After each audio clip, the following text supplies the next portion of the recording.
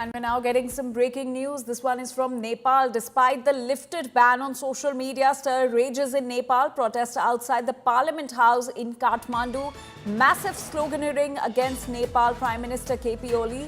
The protest has started in front of the Parliament House in Kathmandu since morning.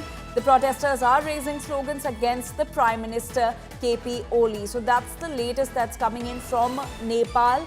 The protests have once again begun today despite the government lifting the ban on social media apps, and these are the visuals of the protests from today.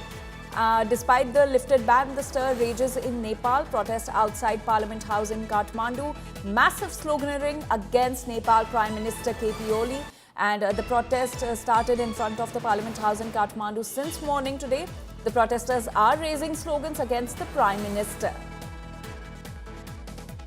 So the unrest in Nepal is not over yet. The protests have again begun in Nepal's capital Kathmandu since morning today, and there is massive sloganeering against the Prime Minister KP Oli. And we're now being joined by journalist at Republica Daily, Kosh R. Koirala, on the unrest in Nepal, and we're also being joined by Savitri Rajali, who's also a journalist from Kathmandu.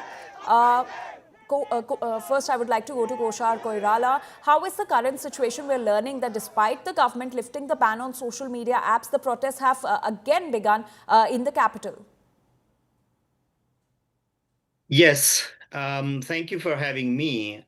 Yesterday, it was a very worst day in Nepalese history, and at least 19 deaths have been already confirmed, and several others are in critical condition. They are undergoing treatment at various hospitals. But you see, this protest is not about just, banning the social media platform, but also, it was triggered by massive corruption, failure of government to deliver its promises.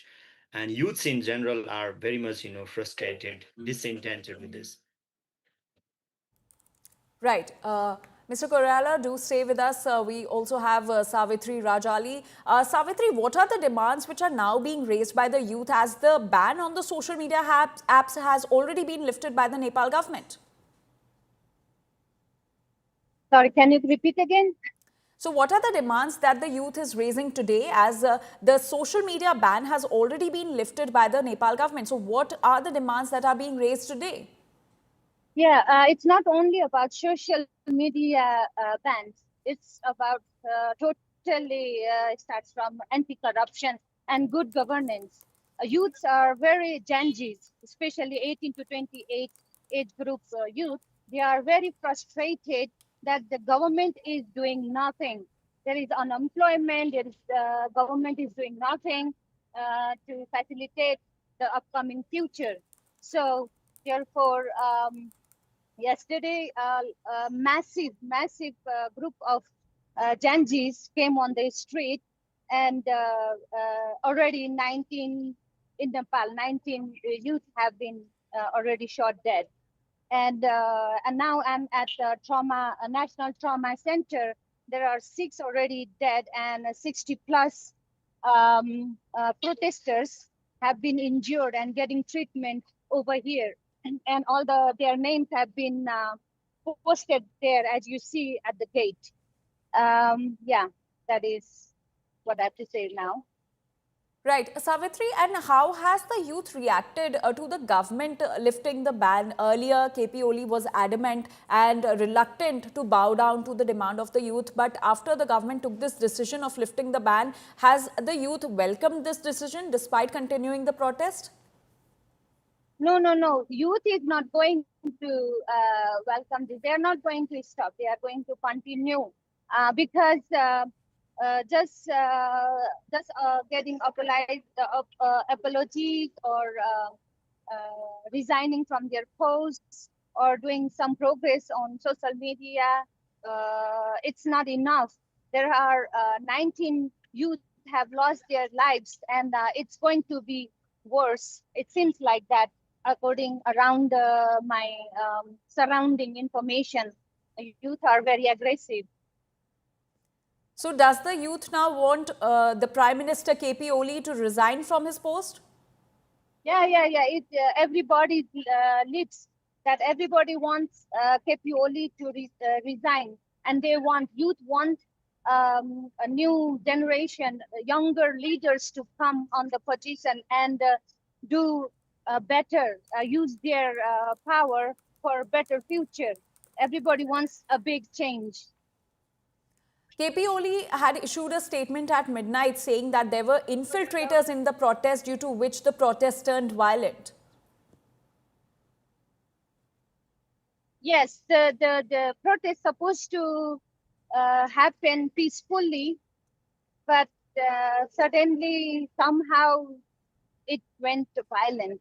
But the decision of using powerful bullets, it's not only rubber bullets, it's real bullets have been used.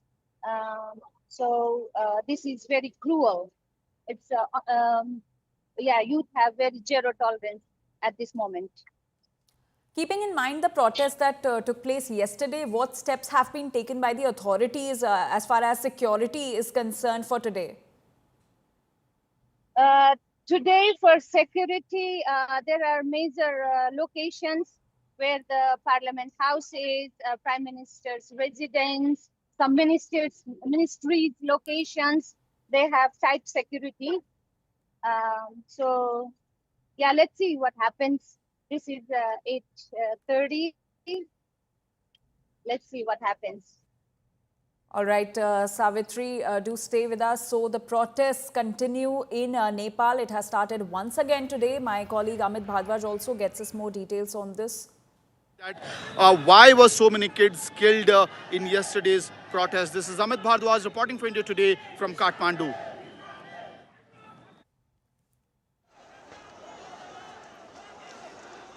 All right, my colleague Rohit is also now joining us with more details on the unrest in Kathmandu. Rohit, despite the government lifting the ban on the social media apps, we're learning that the protests have again started in the capital of Nepal, Kathmandu.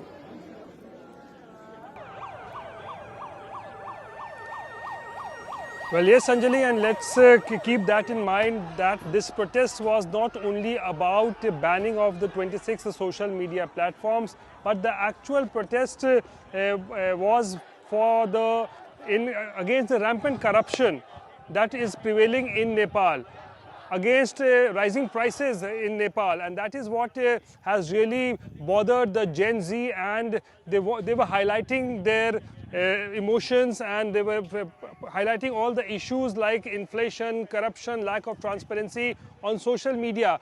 And now that the government has finally bowed down and lifted the ban on the social media, we are seeing that protest continues. So the question is, why is the protest continuing? So basically the reason behind the protest continuing is that the Gen Z now wants that there should be a change of governance in Nepal, and they are fed up with the Oli administration, calling them absolutely corrupt, and that lifting of the ban on the social media is not the only issue because of which they were protesting, but now they want that changes should take place at the helm also. And that is why we are seeing since morning a protest taking place outside the parliament in Kathmandu.